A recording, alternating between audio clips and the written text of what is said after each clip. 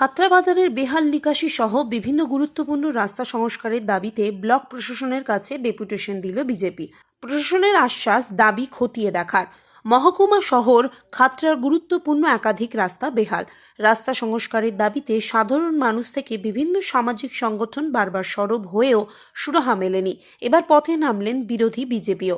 বাসিন্দাদের অভিযোগ, দীর্ঘদিন ধরে বেহাল বাজার দাসের মোড় থেকে ভারত সেবাশ্রম সংঘ পর্যন্ত, ভিডিও অফিস থেকে জলডোবরা হয়ে কংসাবতী রোড, করালি মোড় থেকে পুরাতন বাজারের রাস্তা সহ শহরের বহু গুরুত্বপূর্ণ রাস্তা বেহাল।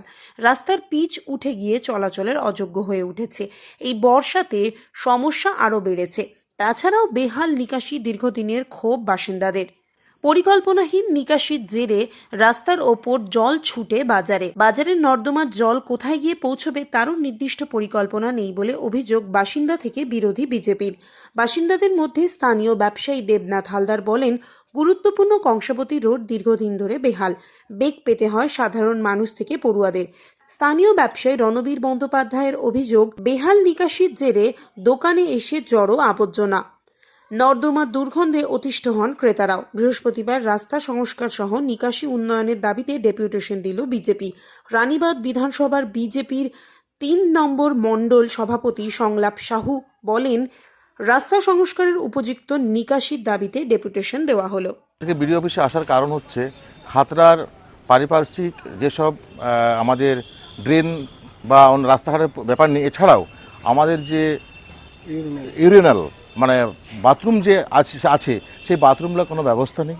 যে বাথরুম কয়েকটা আছে সেটা অকেজো হয়ে পড়ে আছে, এবং বিশেষ করে একটা ভালো বাথরুম সেটাও বন্ধ হয়ে আছে। স্যারের সাথে আলোচনা করলাম, স্যার বললেন যত তাদের সম্ভব, এটা আমরা প্রতিশ্রুতি দিলেন যত সম্ভব আমরা এই বাথরুমগুলোর ব্যবস্থা করছি এবং বাথরুমগুলো খুলে দেওয়ার ব্যবস্থা করছি।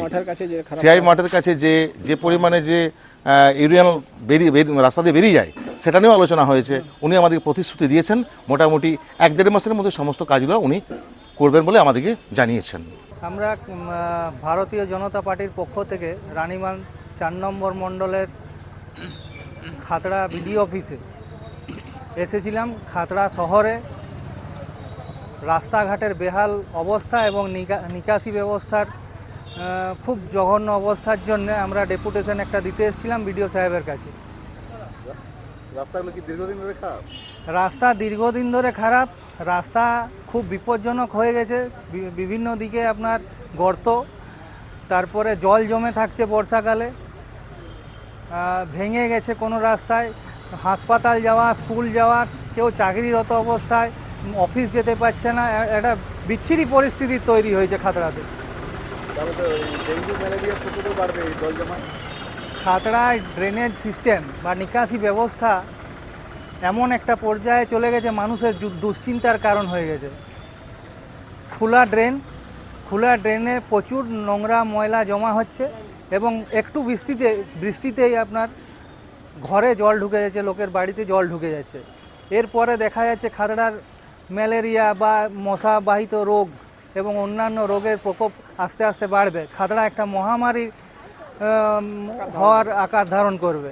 তো এই অবস্থায় আমরা বিডিও সাহেবকে জানালাম যে এই পরিস্থিতি তৈরি হয়েছে খাতড়াতে, আপনি যথাসাধ্য আপনার যেমনভাবে হোক এটার ব্যবস্থা করুন।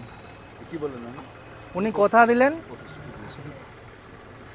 দিলেন যে দেখছি, এবং রাস্তাটাও আমরা যে রাস্তাগুলো ওনাকে বললাম, উনি বললেন এগুলো আমাদের মাথায় আছে এবং আমরা যত তাড়াতাড়ি সম্ভব ব্যবস্থা নিচ্ছি। এবং আমাদের সবথেকে বড় যে